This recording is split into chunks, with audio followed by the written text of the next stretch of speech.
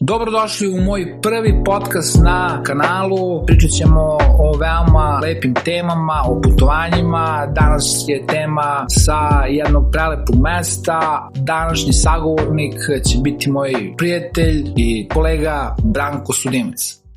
Put na Madiri, Portugal, put kako je prošao, kako je protekao do tamo, kako je vreme bilo? Vreme bilo smo u junu mesecu, ako se ne varam, ili april, kad je bilo to, sve se zborio se matorskog godina. Mislim smo bili u junu, bilo je baš super vreme. Let miran, sletanje malo nije kritično, ali onako nije baš, kažemo, prijatno ko ima bilo kakav strah od toga, zato što je jedna od najopasnijih pista za sletanje na svetu, jer su tamo jaki vetrovi i sama pista se nalazi na stubovima.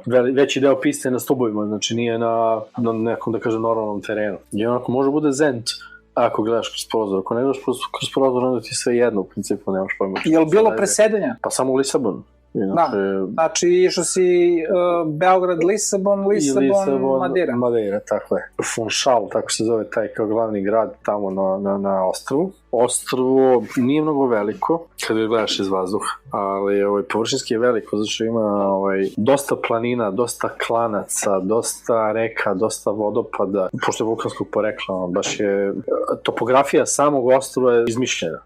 Baš izmišljeno, to je nastavno, te neke stvari ne može da zamisliš, prosto samo kad pogledaš snimke ili ovako slike na internetu sa ostrva, zapitaš se da li je ovo realno, da li ovo postoji, a onda odeš tamo slučajno, jer mi smo praktično otišli slučajno i što bi rekli mali klinci, izneveruješ, kao šta sve možeš tamo da vidiš. Planiranju putovanja i troškovima.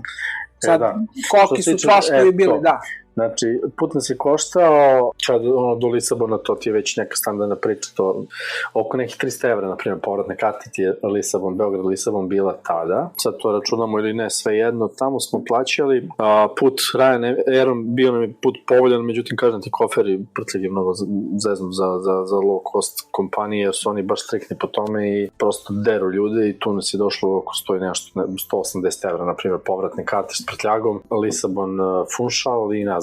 Što se tiče tamo smeštaja, to sam, ne znam da li snimimo, 800 evra je bilo 10 noći s doručkom, međutim preko aplikacije Booking na mobilnom telefonu i oni tu imaju često popuste, smo prošli 200 evra jeftinije, a rent-a-car nas je bio oko 360 evra, plus osiguranje koje smo platili, osiguranje si od svega, znači ne razmišljaš o tome da li će te neko grebati, da li ćeš ti nekoga, znači bukvalno kasko osiguranje, u fullu je pokriveno, to je nekih 100 evra, tako da sve ukupno je bilo negde oko... Plus tamo troškovi. Znači, ajde da kažemo, maks 2.500 možda prođeš stvarno lepo. Znači, kompletan put, smeštaj, rent-a-car koji mislim da je tamo neophodan, prosto ako hoćeš nešto da vidiš. Jer iskreno da ti kažem, glupo je otići tamo i biti stacioniran, sedeti u jednom mestu, jer greot.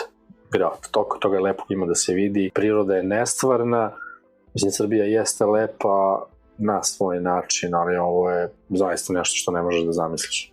Šta je tamo bilo najskuplje stavka kod na taj smeštaj, prevoz, hrana ili izleti? Što se tiče izleta, mislim, to nismo mi plaćali zato što smo se sami organizovali. Što se tiče ulaznica, Taniške bašte, primjer najviša litica na svetu gde čovjek ima pristup, gde je odmah ispod more, to su te neke ulaznice, to su neke standardne cene, 2,5, 5, 10, 15 evra, tako da to nije mnogo, to su zaista neke standardne cene i što se tiče tako neke atrakcije. Kontam da prevoz, smeštaj je bio možda najskuplja stavka tu, jel? Pa nije. Nije ni smeštaj? Ne, najskuplji je parking. Parking je prosto, to je svuda problematika kao što je ovde kod nas, međutim tamo imaš zaista imaš gde da se parkiraš i parking košta. Znači tamo se parking ne plaća samo praznicima i to je to. Ali svaki parking ima aparat, znači ti imaš prosto gde da platiš, tamo te niko, ne postoji mogućnost baš toliko ni da te kažnjavaju kao ovde, prosto oni su ljudi drugačiji sistem, drugačije su ljudi naučeni, znači tamo se zna da nešto mora da se plati i ti to platiš. Tako je. Mislim, to je okej, tebe niko ne dira, tebi auto bezbedan, parking u tebi, mislim, prosto sama lokacija je takva. Generalno, Portugal je jedna od povoljnijih evropskih destinacija, pa i sama Madeira, iako je ostrvo udaljene 1000 km. Znači let od Lisabona do Funchal ima okruglo 1000 km. Šta te je prvo oduševilo kad si sletao na Madeiri? Šta je bilo tvoje prvo oduševljenje kad si Dobro, samo pomisao da si išao u tom pravcu, tamo ti je bilo top, verovatno. Pa znaš kako, ta pomisao, to je negde u sred Atlantika i ne znam, kao fazon Jura Park, to je neko ostrvo u nekom okeanu i, znaš, odlaziš tamo, slećeš, prosto nisam imao nekog očekivanja. Očekivao sam da će biti lepo, ali ni blizu, znači ne da je ispunilo moje, mislim, prevazišlo je zaista svako moje očekivanje. Znači, u svakom smislu prevazišlo je svako moje očekivanje. Od ljudi koji su fantastični, prisni, topli, ljubazni, za razgovor, za pomoć, za šta god, do, nemam pojma, prirode koja... Kako je tamo klima i vreme? Mislim, ono što kažu večno proleće. To iskreno ne znam, bio sam u tom nekom, mislim, bili smo 10 dana. Da, nisi bio u zimskom vremenskom, da, periodu da vidiš ovo. Kakva su druga godišnja doba. Nisam bio u ostalim delovima godine, tako da ne znam kako je. Sada sam, na primjer, pre par dana stvari video na snimcima fantastičnu oluju, što je vrlo moguće, obzirom da sam nalazio u sred okeana, ali generalno je klima, ja ne znam kako se nije kontinentalna klima, to nije na kontinentu, nije pustinska klima, ne znam, klima je fantastična, prosto sve živo uspeva, tokom cijele godine nešto rađa, tako da klima je definitivno, ja ne znam uopšte da li postoji podel te vrste klime. Ne, oni kažu klima na Madiri kao večno proleće u suštini svakog meseca, u svakom mesecu je, mislim, kao kod nas imamo sad oscilacije, kod njih je tamo proleće non-stop i to, da. Njima prosečna godišnja temperatura sigurno 23-24 stepena, što je... I to je najbolja, mislim, da, što zaista fantastično. Mislim, tamo su svi ljudi nasmejeni.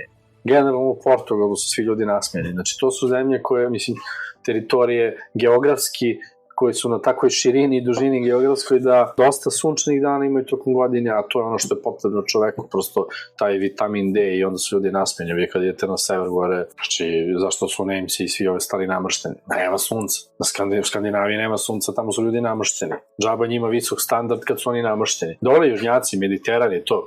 Ovo su nasmejeni ljudi zato što imaju dovoljno sunca. Mi ne spadamo nigde. Mi smo negde u sredini i mi smo namršteni, a smejemo se samo svojim forama, jer tu smo neprevaziđeni. Vidikovci, prirodne lokacije, koje su za ono što se kaže must see. Toliko toga ima, 10 dana je malo. Znači ima dosta lokacija koje bi mogo da... Ima previše. Znači nije dosta, ima previše. Što se tiče vidikovaca, ne znam, ima ih milione. Gdje god se poptate na bilo koju tačku, da li ona bila metar, 500 metara, nebitno, vi imate fantastičan pogled ka nečemu, pa čak i ako gledate samo horizont. Prosto, kad pomislite da gledate, kad ste na jugu ostrava i bacite pogled ka horizontu, tamo negde je Antarktika. Da, bukvalno, zamisli taj osi, Da, jer ako ste na severu, tamo negde je Island. Znači, tamo baš daleko. U principu najbliže je Afrika.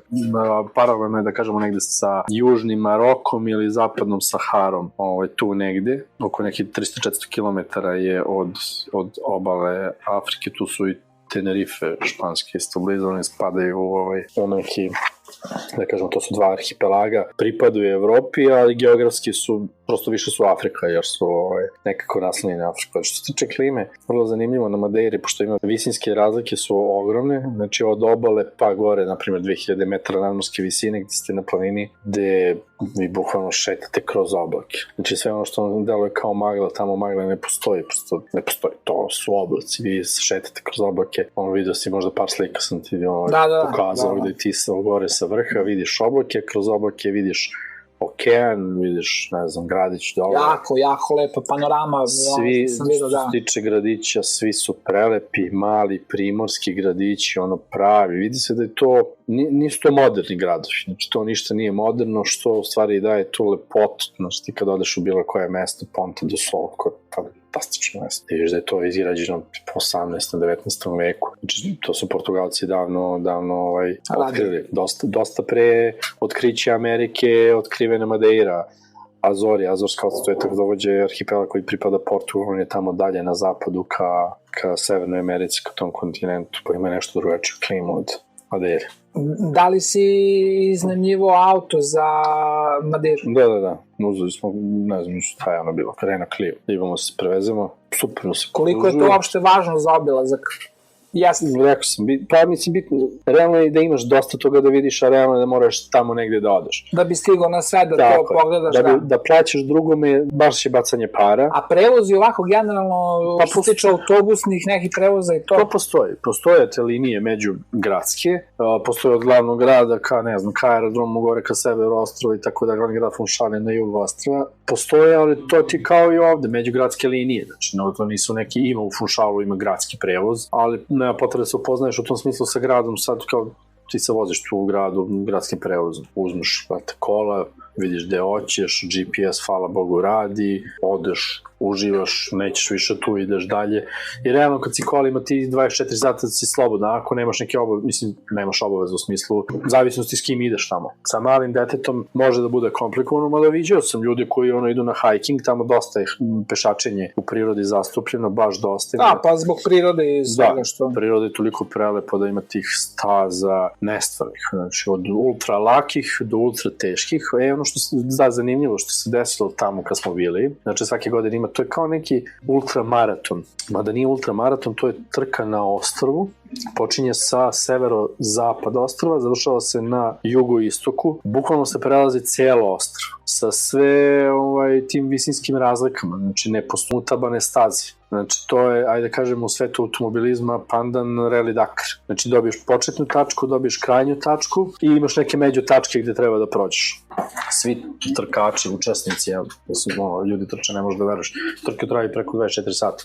Ljudi zaista, sprint verovatno samo nizbrdo, inače ovako neki lagani trk. Potrebno je dosta volje, energije i snage da se to izgura, ali definitivno ljudi koji uživaju u prirodi, koji uživaju u prirodi u toj meri, to mogu. Znači, postoje naravno punktovi da se snabdiju vodom, onim hranom i šta ti ja znam. I to je vrlo zanimljivo iskustvo, da ti trčeš kroz prirodu, kroz naseljena mesta, gde te ljudi bodre, znaš, na ulici, kao trčiš pored nekoga, naleti. Mislim, kako gledaš Tour de France pa vidiš ljudi kako tapšu biciklistima, ovo se isto tebi dešava, znaš, ti si u nekoj sportskoj opremi, kao da džogiraš, u stvari učestvuješ u fantastičnoj trci, to je dužina te staze oko 140 km. Znači, ostrvo Popre koje ima nekih možda 40 km u prečniku tako, ali dužina staze je 140, znači, to su baš razlike u visini, ti krećeš sa obale, sa nula praktično nadmorske, završavaš na isto toliko, a umeđu vremenu u nekoliko navrata ideš i do 1800 metara nadmorske visine, što... Da, što trebaš stvarno da budeš spreman za tako trku za 140 km. Sledeće pitanje, ima li kupanje i kakve su plaže? Da li su bila neka kupanja Atlantski okean i to? Da li uopšte ima plaža tamo i to organizovanih kupališta i to? Ima plaža. Svako mesto, ajde da kažemo, ima svoju neku plažu. Retke su peščane iskreno plaže, uglavnom su plaže od kamena. Pa sad raznih, ima od belog kamena, sivog kamena, crnog kamena, mislim, vulkansko je ostrvo, tako je nastalo, pa ima stvarno svega i svačega. Što se mene lično tiče, Atlantski okean je hladan, mada ljudi se kupaju, jaki su struje, ja nešto nisam bio ljubitelj, ja sam se kupao na prirodnim bazenima, okeanskim, koji su, fantazija, prosto fantazija, bazen sa sve talasima prirodno, prosto to je onako baš lepo uređeno u Santo Muniz, gore na severozapadu ostrva, i to sam imao prilike da vidim u stvari koliko je taj kraj, u stvari koliko je Atlantik bogat ribom, jer sam u jednom momentu video čoveka na steni kako peca i on je vadio štap, odnosno udicu na manje od 2 minuta. Vadio pecao ribu. Tako je. Znači on zabaci štap, ne prođe 2 minuta, on je štap izvadio sa sve ribom. Zabaci štap, ne prođe 2 minuta, on izvadi štap sa sve ribom. I to su komadi, znači fini komadi, da. Kilo i više, mislim. Znači, kad ti vidiš čoveka na tipa ti ješ 40 metara, pa ti vidiš tu ribu, znači ta riba je velika, nije to nešto malo. Tako da kraj je bogat ribom, da, bili smo na krstarenju, obilazili smo, tako da imali smo prilike da vidimo delfine, kitove, kornjače, morske, svašta nešto. Šta bi ti ovako za kraj tih aktivnosti, mislim, možda smo pričali, šta bi preporučio ljubiteljima adrenalina, koji vole malo jače stvari, pa ovako, da li uopšte može neka preporuka vezana za to? Ima tih pešačkih staza, ima dosta, znači ko je baš mislim, ko prosto voli adrenalin, znači ima tih teških, da kažemo, staza za pešačenje, iskreno nismo išli ni na jedno teško, išli smo par nekih lakih i srednjih, videli smo svašta nešto lepo, fauna i flora su fantastične, ptica ima vrsta, nevjerojatno je to, čak divlje ptice ti jedu iz ruke koliko ih ima, tako da imamo par snimaka i slika tamo, ne znam da si to pokazao. Pastrnka je fantastična. Hrana i lokalni život. Da li si probao neka tradicionalna jela, pića, kakve su cene hrane u restoranu? Što se tiče cena restorana, uglavnom smo prosto jeli u restoranima, tako doručak smo imali obezbeđen u hotelu, posle to je ono klasiko, evropski neki kontinentalni doručci, švedski sto može šta hoćeš. Jeli smo po restoranima, probali smo svašta nešto domaće, najviše smo probali voće, zato što zaista tamo, kao što je nama, na primjer, jabuka, tamo je marakuja. Tako da razne neke vrste marakuja, ne znam, razne vrste banana, lubenica, papaja, sve to nešto što je egzotično, što postoji ovde, ali prosto to kad ti dođe tamo izvorno raste i kad probaš to tamo, izvorno ti je zaista, tako ti zaista možeš da osjetiš ukus tog voća ili tog povrća, za razliku od to kad stigne ovde, kad prođe to ne znam koliko hladnjača i kilometra, prosto nije to. Dosta se jede meso, prosto Portugalci generalno vole meso, eto i oni na ostrvu, svašta nešto smo jeli, jedu svinjetinu dosta, kao i mi ovde, to je mi, ja mislim, omiljena. Jede se, jagnjetina, jede se teletina, to je isto dosta vole i mislim, razna su jela. Kakve su cene? Što tiče cena, pa iskreno ti kažem, povoljnije nego ovde u restoranu. Iako su to restorani, mislim, ti kad više ne. Svetske klase restorane, sigurno da. I onako i lokacijski, i sve to kad pogledaš, to očekivaju, zaista nigde u restoranu nismo jeli da imamo full ručak, gde imaš ručak, salata, desert, piće, vino ili neko piće još nebitno, da je 60 € za 2 osobe, više od toga nismo platili nigde, što je zaista, smatram da nije mnogo, jer ovde je skuplje nego. Da. Tako da, Kakve su iskustva tvoja i vezano za neki najlepši trenutak, da li imaš neki tvoj najlepši trenutak sa putovanja, da li je bilo nešto što te razočaralo, da li imaš neku situaciju koju ćeš dugo da pamtiš vezano sa putovanja? Jedina stvar koja me razočarala je što nisam imao više vremena. Odnosno nismo imali više vremena.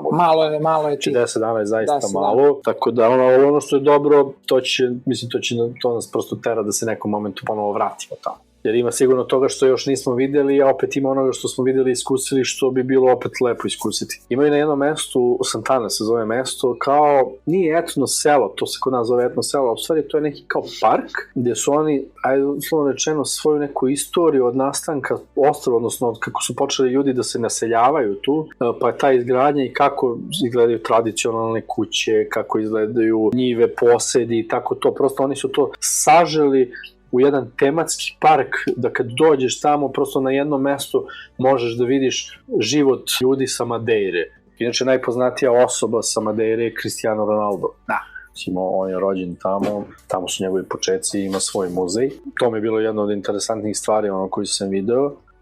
Zaista, čovjek je toliko toga uradio u svetu sporta, u svom sportu, da je to nestvarno i sve to, možete vidjeti, na primjer, tamo. S druge strane, na kilometar odatle, u jednom fantastičnom parku, možete vidjeti lokaciju gde Kolumbo svojevremeno na putu za Novi svet, pre osvajanja, svratio tu, bio tu sa njegovom bistom, tekstom i razni još neki osvajači, u stvari to su istraživači koji su pronalazili nove teritorije pokušavajući da dođu uglavnom do začina. To je bila neka ideja generalno Evropljana u srednjem veku, da se dođe do Indije i Kine, u stvari zbog začina, jer je u to vreme bilo vrlo teško proći Malu Aziju i Srednji istok zbog Seldžuka, Otomanske imperije, prosto da bi otišao tamo morao se uđeš u neki veliki rat i onda prosto oni su tako krenuli. I vrlo zanimljivo, bar meni, onako kako su Portugalci nove teritorije nalazili, tačno danas vidimo gde se govori portugalski kao zvanični jezik. Znači, došli su do tog arhipelaga Madeira, tu su se, da kažemo, prvo smestili, tu je danas zvanični portugalski. Pa su onda išli još malo dole, oko Afrike, Sao Tome i Principe, takođe portugalski. Pa su išli još malo do Afrike dole, pa Angola, pa su obišli Dobre Nade, Mozambik i tako dalje do istočnog Timora kasnije. Mislim, prosto to su Vasco da Gama, Magellan i tako, to je ta neka ekipa koja je išla. Opet na zapad ovamo su otišli Azori, Azovska ostrva, portugalski jezik, takođe arhipelag, to je baš u sred, da kažem, Atlantskog okeana, kad pogledaš kartu i globus, i dalje Brazil, gde je portugalski jezik. Tako da, vrlo zanimljivo otkriće su oni imali, za razliku od drugih. Imali su oni i osvajačka otkrića, mislim, prosto ne kažem da su išli samo za začine, ali više su oni imali ta otkriće da najbolji kartografi su u stvari Portugalci. Znači najbolje i najpreciznije karte sveta su oni prosto radili jer su najbolji prosto moreplovci bili u to vreme, u tom srednjem veku, tako da... Da, kad je bilo najpotrebnije da se karta jedna iscrte s pomoću plovidbe, da. Tako je.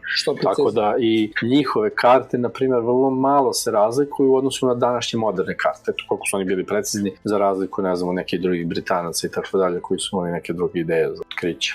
Približamo se kraju našeg pričanja, ali veoma zanimljivom kraju. Kaj bi ti dao neki savjet za slušalce, koliko dana je optimalno potrebno za obilazak Madeire, koji period godine je najbolji za odlazak, šta bi obavezno poneo na putu kad bi išao na Madeiru i tako dalje. Turistička pitanja koje svakom zanimaju, da. Ovako, ono što je obavezno, to je, znači ono što sam ja shvatio, to je kamera koja može kvalitetno da snima, jer vi rečima ne možete upisati ono što ćete tamo videti. Ono što je još bitno, da tu kameru ako možete da okačite na sebe, to je bilo najbolje, da vi lično ne biste morali gubiti vreme da okrećete kameru, jer poenta je da vi uživate kad ste već tamo. Znači to da možete da snimite, posle nekome da ispričate priču, prosto to je ono must have. Znači moraš da imaš kameru sa sobom. Druga stvar, moraš da imaš rent a car kao da odeš tamo. Vodu uvek nosi sa sobom. Voda ima svuda, ostrvo je puno vode, znači u stvari nosi flašicu sa sobom, imaš uvek da natočiš, tako da kako prosto ne bi bio u prilici, odnosno u moranju da prekineš svoje uživanje. Znači, to je ono što ti je najbitnije. Što se tiče doba godine, pa evo to neko doba godine kad nije mnogo jako sunce, ali u suštini kada odeš iznad oblaka gore na 1800 metara nadmorske visine, iako je, na primjer, 20 stepeni, tebe sunce lagano može da sprži, tako da još jedna must have stvar je krema za sunčanje, obavezno za lice, prosto za telo ne mora, jer 20 stepeni i još kad ti duva vetar, nije baš, da kažemo, prijatno. Ti ćeš svakako da nosiš trenerku ili nešto preko, da. Tako, da neka vind jaknica, nešto, to je okej, znači ne moraš da se navlačiš mnogo, nego nešto što ne propušta vetar, prosto tamo ima dosta vetra. To je ono dobro, vrlo interesantno iskustvo koje sam imao, vožnja automobilom kroz oblake. Šuma se zove Fanal, to je jedna od prirodnih atrakcija ostrava, znači bukvalno vi vozite kroz oblak, to prosto nije magla, vi uključite sva 4, ne vidite ništa, uključi neko sva 4, prosto ne vidite, znači nije magla. To je jedno od lepših iskustava. Vožnja i odnosno trčanje. Mi kad smo bili, na primjer, ima na jednom, to je stari magistralni put, vodopad koji pada direktno tu. Mi smo protrčavali ispod njega, snimali se, to je bilo onako interesantno. Inače, pošto bili neki radovi, nije bio prohodan put, inače ljudi tu prolaze kolima pa iskoriste da operu kola na vodopadu, što je vrlo, vrlo zanimljivo. Ali super je ono iskustvo, zaista. Da li preporučuješ putovanje samostalno ili preko agencije? Ako niste u mogućnosti samostalno da se organizujete iz bilo kog razloga, ako imate bilo kakvu prepreku od jezičke barijere pa nadalje, onda preko agencije i u suprotnom isključivo samostalno, ne treba mnogo vremena da se napravi neki dobar plan gde ćete ići, šta ćete da obiđete. Znači, vrlo lako možete danas na netu da nađete, znači ima madeira.pt, njihov sajt o Madeiri, sve što vas interesuje, ono po oblastima je, da kažemo, izdaljeno ostrvo, možete vidjeti to, možete vidjeti to. U principu s tim možete da se usklađujete koliko dana ćete provesti tamo. Ono što je bitno, ostrvo nije preveliko, tako da ne morate da brinete o tome ako u jednom delu ostrava niste nešto obišli, možete vrlo lako se vratiti sutra. Znači nije sa kraja na kraj ostrava sat vremena maksimalno.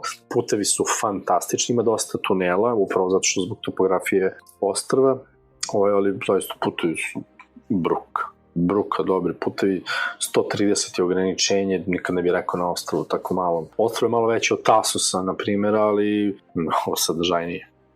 Ko je bio na Tasusu, isto je malo ostrvo, ali ovo je dosta sadržajnije. Ko bi mi najviše preporučio ovu destinaciju? Da li imaš neke top 3 stvari koji svako mora da doživi tamo? I eto za kraj možda jedan konkretan savjet za nekog ko bi prvi put planirao putovanje na Madeiri. Pa ovako, preporučio bih mladim parovima da odu tamo, zaista mogu da uživaju. Preporučio bih, kažem, šetačima, ljudima koji vole da šetaju u prirodi, jer zaista to retko, mislim da ne mogu stvari to nigdje da iskuse tako nešto. Preporučio bih ljudima koji vole fotografiju.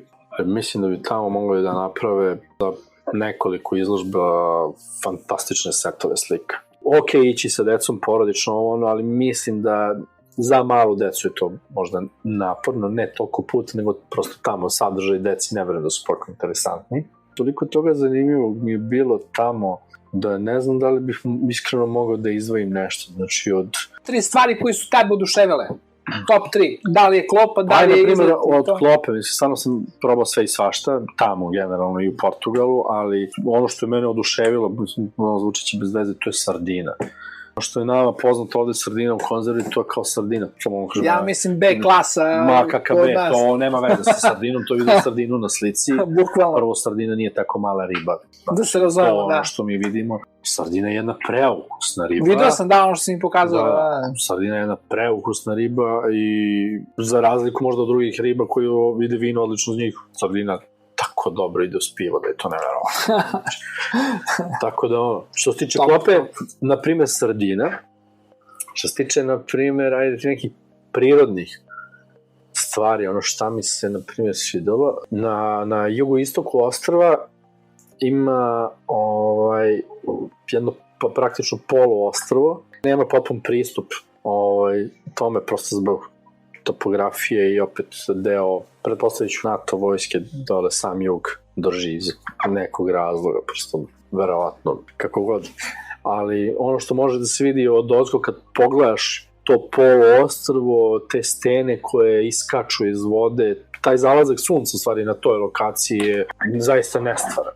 To je da kažemo nešto ono prirodno, plus vodopad sa jezerom, mislim, šuma u oblacima, prosto ne mogu. Ta litica gde ispod sebe, 600 metara ispod sebe, lebdiš iznad okeana praktično, stojiš na staklenoj platformi. Znači, gomila stvarno, to ne može da se izgleda.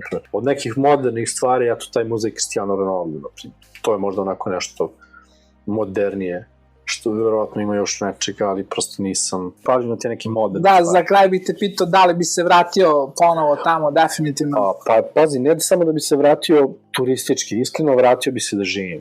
Vratio bi se da živim tamo jer, kako ti kažem, oni ljudi su tamo presrećni. Skroz drugačiji mentalitet. Tako je, generalno Portugalci, ali baš na Madeiri, to je toliko specifično, toliko su, nisu oni zaostali, oni su samo prosto neopterećeni ovim današnjim vremenom. Imaju taj svoj raj, žive u njemu, žive sasvim normalno, znači to što je nama kao wow, ima to normalno, ima to prirodno, tako da voleo bi da iskusimo stvari taj život. Bukvalno život u raju. Znači otvoriš oči ujutro lepo, prošetaš preko dana lepo, uveče pre spavanja lepo. Koliko god imaš nekih briga, ne znam, posao, ovo, ono, prosto postoji to nešto vizualno što će ti toliko ne smekšati, omekšati, nego prosto smanjiti tu neku nervozu, taj neki stres, prosto to saznanje da ono, bilo šta može te umiri oko sebe ovako kad pogledaš. Prosto to je da osetim to. Lepo, Bane, ja ti želim da se vratiš. Bar godinu dana bi trebalo živeti prosto tamo. Da ostaneš na Madeiri, da ti bude sve kako treba, što se kaže, ali dobro, mislim, evo za prvi, zvanično prvi podcast i razgovor sa mojim dobrim prijateljem Banetom, nadam se da smo se ispričali, mislim, generalno što se tiče Madire, ništa nismo propustili, i nadam se da će ljudima biti to više jasnije generalno gde si bio i kako je prošlo putovanje. Naravno i ono što se kaže da se vidi i da se prođe. To. Tako da, eto, do sledećeg slušanja i do sledećeg viđenja sa mojim kolegom Banetom i prijateljem, vidjet ćemo se uskoro i čuti, naravno. Sledeći put ćemo raditi video da biste mogli da vidite te neke slike i neke video snimke. Da, eto, ubacimo malo neke još elemente da čisto vama bude to, kažemo, vizualno malo bliže, pošto ne svakidašnje je stvarno da se putuje na Madeiri, mislim svako ko može, naravno, može, ali ajde da kažemo mi što smo, pa kako planiramo putovanja leti ili, eto kažem, zimi, retko je danas da se nađe čak baš da je bio direktno tamo i to. Dobro, hvala još jednom, a mi se vidimo i čujemo.